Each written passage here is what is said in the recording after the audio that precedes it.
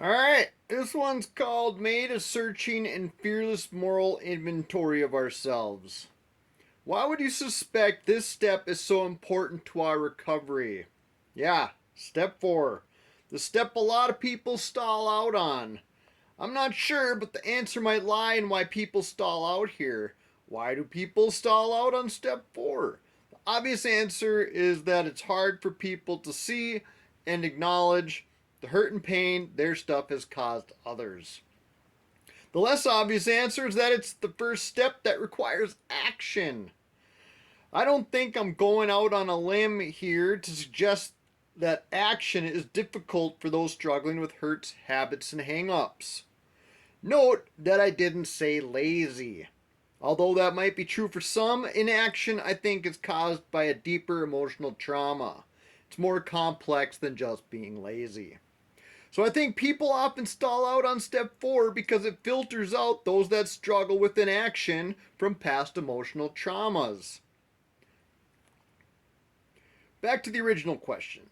Why would you suspect this step is so important to our recovery? Because it requires action instead of being passive. We are used to being passive aggressive. We are used to manipulating people. We're used to dabbling in narcissism and playing victim. We are not used to actively taking responsibility for the part we played in the mess that's around us. The broken, shattered relationship in our lives.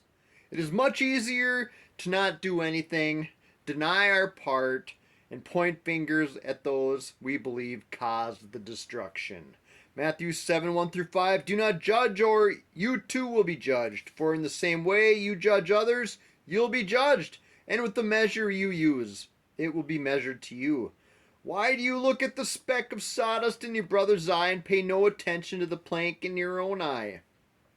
How can you say to your brother, let me take that speck out of your eye, when all the time there is a plank in your own eye? You hypocrite! First take the plank out of your own eye, and then you will see clearly to remove the speck from your brother's eye. This verse acknowledges the fact that your brother does, as a matter of fact, have sawdust in his eye. I want to acknowledge it as well. You have been hurt. Others have caused you pain. We're not working their program, though. We're working our program. We have a plank in our eye. When we try and work other people's program, we enter into controlling and manipulating behaviors that deny the hurt and pain we bring to the table. Hurt people hurt people. Recovery begins at step 1, where we admitted that we were powerless over our problems and that our lives had become unmanageable. But step 4 is where we dare to examine how our problems impacted others. Lamentations 3:40. Let us examine our ways and test them. Let us return to the Lord. See, step 4 is interesting. It's hard. It covers fears, sexual misconduct, and resentments. All the inventory worksheets in the last column ask us to examine the part we played. In fear worksheet, it asks, what part of self have I been relying on which has failed me? The sexual misconduct and harm to others worksheet asks where we were at fault. And the resentments worksheet asks, where was I to blame? Now, clearly, in the case of emotional or physical abuse as a child, you were not to blame. However, you have to ask the question, do you carry that unresolved hurt and pain into your adult relationships? Do we have a tendency to treat our spouse the way our parents treated each other? Do we treat our children the way we were treated? These are heart-wrenching questions. Being honest and fearless when looking at our lives ruins us. That's the point. Sanctification, recovery. It's a tearing down of who we were and rebuilding on a new foundation. Ecclesiastes 3 1 through 4. There is a time for everything and a season for every action or every activity under the heavens. A time to be born and a time to die. A time to plant and a time to uproot. A time to kill and a time to heal. A time to tear down and a time to build. A time to weep and a time to laugh. A time to mourn and a time to dance. Matthew 7:24 through 26. Therefore, everyone who hears these words of mine and puts them into practice is like a wise man who built his house on the rock. The rain came down, the streams rose, and the winds blew and beat against the house. Yet it did not fall because it had its foundation on the rock. But everyone who hears these words of mine and does not put them into practice is like a foolish man who built his house on sand. Step 4 is a hard, difficult action step.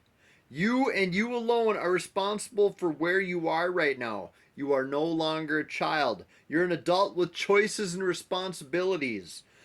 They call it righteousness because we have a choice to do the wrong thing or the right thing.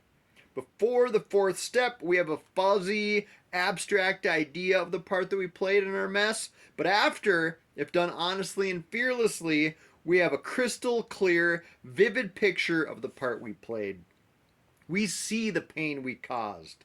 We see how we hurt others. If this talk and the last talk don't make you squirm and feel some sort of way, you're not really absorbing the gravity of the matter.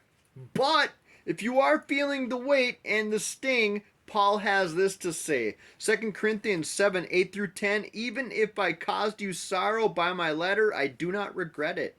Though I did regret it, I see that my letter hurt you, but only for a little while. Yet now I am happy, not because you were made sorry, but because your sorrow led you to repentance. For you became sorrowful as God intended, and so were not harmed in any way by us. Godly sorrow brings repentance that leads to salvation and leaves no regret, but worldly sorrow brings death. The last part of the last sentence should shake you.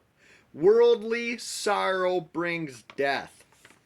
Step 4 unlocks how you perceive the part you play in the pain and hurt you experienced and administered, and it offers an opportunity to change. If you decide not to change, that's on you, but now you are without excuse. You know the pain and hurt you are responsible for. But more than likely, once you see the part you play, you will make a course correction. It's hard. It requires grace. Grace from God, grace from others, grace for yourself.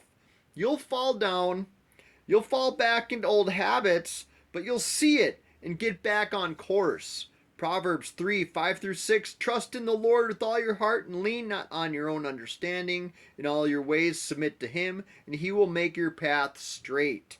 Psalm 119, 133, direct my footsteps according to your word. Let no sin rule over me.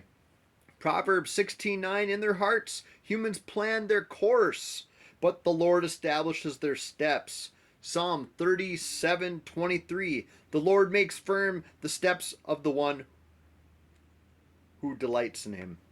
If you don't have a sponsor, I encourage you to get one and do the steps. The steps are a format, a template, if you will, for sanctification. The steps are for everybody. They aren't just for the addicts. If you are stalled out in your steps, hopefully this talk lights a fire.